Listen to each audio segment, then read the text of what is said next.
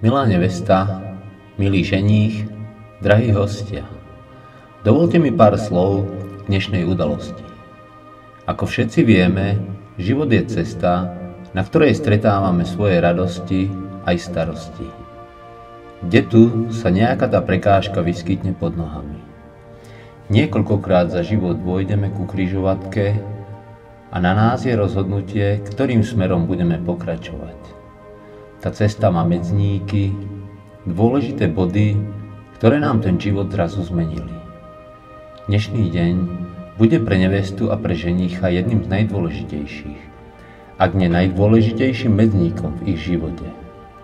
Tá veľká zmena spočíva v tom, že oni sa rozhodli ukončiť to kráčanie si vlastnou cestou a nastúpiť na cestu spolu, spoločnými krokmi a tie radosti aj starosti prežívať spolu.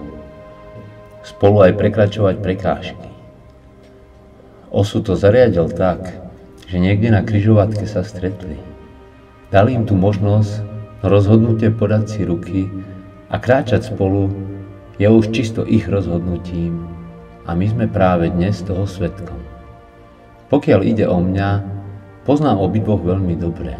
Mám ich rád, myslím, že sú to dvaja fantastickí ľudia a preto verím, že ich rozhodnutie bolo správne a budem im želať, aby sa im spolu kráčalo ľahko. Verím, že dnešným dňom sa upevnil zväzok dvoch ľudí, ktorí chcú založiť rodinu a darovať život.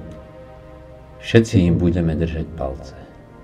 Nevesta a ženích, za všetkých prítomných vám gratulujem, želám vám všetko dobré do vášho spoločného života.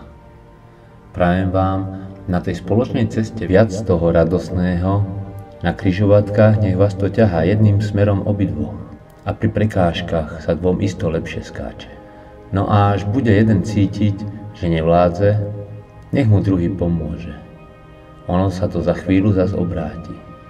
Ešte raz, všetko dobré vám prajeme.